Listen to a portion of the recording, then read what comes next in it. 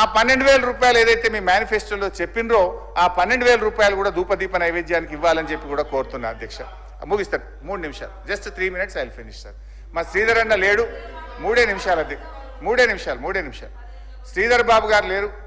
ఎందుకక్క సీతక్క గట్ల చేయకక్క, నీ దగ్గర కూడా సమ్మక్క సారక్కకు ఏడాదికి 100 కోట్లు ఇచ్చినాం కాదక్క, 100 కోట్లు ఇచ్చి సమ్మక్క దేవుని గురించి కూడా చేసినాం కాదక్క. జర్రా అక్క, నేను ఏమంటలేను, నిన్ను దేవుని గురించి మాట్లాడితే గింత తిప్పల పెట్టకురి. 3 నిమిషాలు సార్. అధ్యక్ష, మా శ్రీధర్ బాబు గారు లేరు, బట్ శ్రీధర్ బాబు గారు లేరు కానీ మా మేడం ఉన్నారు శైలజా రామయ్య గారు. I hope she will bring it to the notice of Sridhar Babu గారు. ఒక చిన్న విషయం నేను చెప్పాలనుకుంటున్నా అధ్యక్ష. ఎందుకంటే అధ్యక్ష, బ్రాహ్మణ సంక్షేమం కూడా భగవంతుడి సంక్షేమంలో భాగమే అధ్యక్ష. బ్రాహ్మణులు ఎక్కడైతే బాగుంటారో ఆ రాజ్యం కూడా బాగుంటుంది అని అంటుంటారు. దాంట్లో భాగంగా పేద బ్రాహ్మణుల కోసం ప్రతి సంవత్సరం 100 కోట్ల రూపాయల సంక్షేమ నిధిని బీఆర్ఎస్ ప్రభుత్వం ఏర్పాటు చేసింది.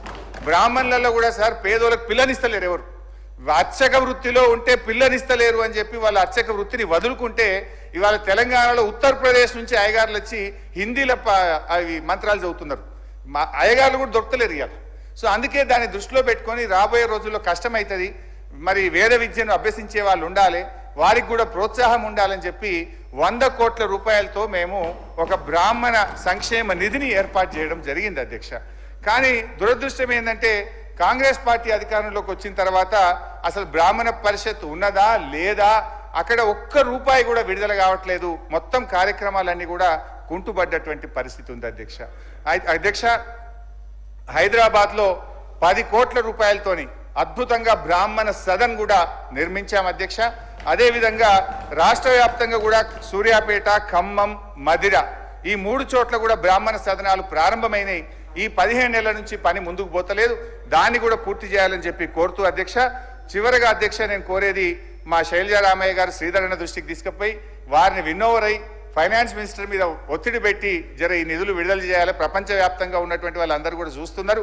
ఎందుకంటే అధ్యక్ష, మనకు విదేశీ విద్యా పథకం కింద 300 మంది బ్రాహ్మణ పేద విద్యార్థులను ఎంపిక చేసి విదేశాలకు పంపినాం.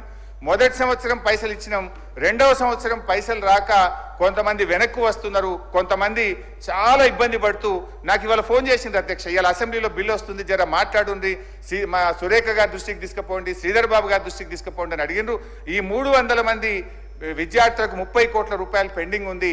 పేద బ్రాహ్మణ విద్యార్థులు వాళ్ళ చదువులు ఇబ్బంది కాకుండా 30 కోట్లు విడుదల చేయాలని, అదేవిధంగా బ్రాహ్మణ్ ఎంటర్ప్రెన్యూర్ స్కీమ్ కింద 497 మందికి సెలెక్ట్ అయి బెస్ట్ స్కీమ్ కింద 16 కోట్లు పెండింగ్ ఉన్నాయి, దాన్ని కూడా విడుదల చేయాలని చెప్పి నేను కోరుకుంటూ ఈ బ్రాహ్మణ పరిషత్ను కూడా పునరుద్ధరించి మరి వారిని కూడా మనం ఎంకరేజ్ చేయాలని చెప్పి కోరుతూ మరొకసారి ఈ బిల్లును మనస్ఫూర్తిగా స్వాగతిస్తూ మీ ఈ సెలవు అధ్యక్ష. అధ్యక్ష, నేను ఎక్కువ సమయం